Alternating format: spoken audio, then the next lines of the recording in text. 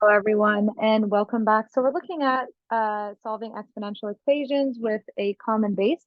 Let's have a look at this question over here. So it says, solve the following exponential equations by converting each side to a common base. So over here we have 27x minus to the power, 27 to the power of x minus 2 is equal to 1 over 81 to the power of x plus 3. Now in this case, it's kind of like, it's a little icky because there's a lot that needs to be changed for them to have the same base. But what I can see here is what's common between 27 and 81 is that they can both be written as 3 to the power of something. 27 could be written as 3 to the power of 3. So I can go 3 to the power of 3 is 27, and 27 was raised to x minus 2, so we can keep it like that, is equal to, if I want to bring this 81 to the top, then I need to make this a negative exponent.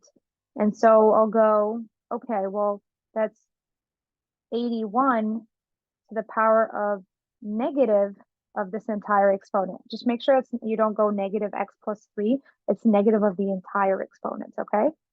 And so now I can write this 81 as 3 to the power of 4, right? That's our goal here, to write the same base. So 3 to the power of 4 to the power of negative x plus 3. I could actually just like write it as negative x, negative 3, just like expand this negatives instead of drawing brackets every time. And so now we have 3 to the power of 3x minus 6. So I've just done power of a power multiplied. And so we're left with 3 to the power of 3x minus 6 is equal to 3 to the power of, and I want to multiply these two as well, right? This and this, because we're doing power of a power. So I go negative 4x, that's these two, and then negative 12, okay? Now we can see that the base is exactly the same, so I can set these two equal and solve for my x, right? So let's do this together. We're going to have 3x minus 6 is equal to negative 4x minus 12. Now I isolate for x and solve, so bring this here, bring that one there. We're going to have 3x plus 4x is equal to negative 12 plus 6. Simplify, we'll get 7x is equal to negative 12 plus 6. Well, that's just negative 6. So x itself is going to be negative 6 over 7. Oh, my bad. Negative 6 over 7. That is going to be the x value that makes these two sides equal. Okay? All right, so for this next one, I want you to pause the video, try it out on your own, and then come back and join me, and then you'll see if you did the right steps and so on. So go ahead, pause the video, and then come back and join me.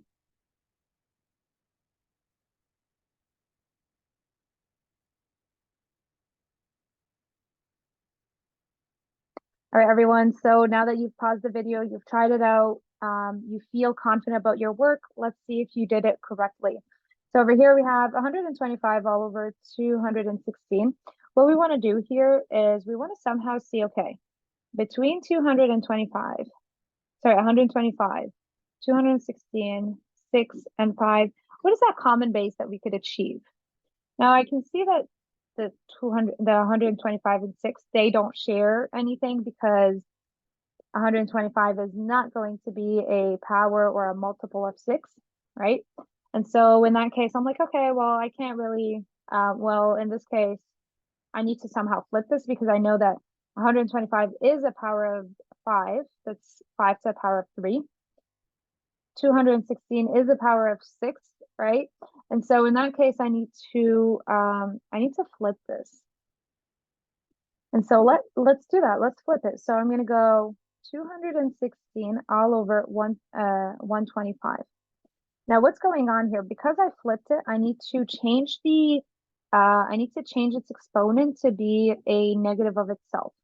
So because this is negative, I multiply it by a -1 because I flipped, right? Remember, anytime you have a negative exponent or you reciprocate your base, then you need to change the exponent to a negative, right? And if you already had a negative exponent, you could have just flipped it. So whether I choose to flip it myself, or listen, just you change this into a positive. Because it's negative, I could change it into a positive by reciprocating these. So 216 all over 125. All right, that makes this one a positive. So whether I choose to do that or go the other way, the same way I was going, this is a bit more obvious, right? Just saying, oh, it's a negative exponent, let's make it positive. Now that's all equal to 6 over 5 to the power of 3x minus 3. Now here's what we're thinking. Now 216 could be written as 6 to the power of 3, right? So 6 to the power of 3 is equal to 6 times 6 times 6. That's 36 times 6, which is 216, okay? So you can go 6 to the power of 3 is equal to 216. Also 5 to the power of 3 is equal to 216. So we can say this entire fraction to the power of 3 is equal to 216 over 125. And then we raise all of this to x over 4, right? That's all equal to 6 over 5, 3x minus 3. Now, why is this cool? Because my main goal here was to achieve that common base in order for me to set the exponents equal. Now we're pretty much almost there. We can now do power of a power. So we'll end up with 6 over 5 to the power of 3x all over 4, right? Just multiply them, is equal to 6 over 5 to the power of 3x minus 3. So now what I can do here is I can set the exponents equal because I've achieved that common base, right? So I can set this exponent equal to this exponent. All right, so let's do that. So we're going to go 3x over 4 is equal to 3x minus 3. Now over here, we can see that I want x on one side. So I'm going to go 3 over 4x minus 3x is equal to negative 3. Trying to bring x to one side. I got to get a common denominator. So multiply this by 4, multiply this by 4. Let's bring this work up here. I have 3x minus 12x all over 4 is equal to negative 3. Now I can simplify this a little further and cross multiply both sides by 4. So then I'll have 3x minus 12x, that's negative 9x, is equal to negative 12. Bam, bam. And then divide by negative 9. Divide by negative 9.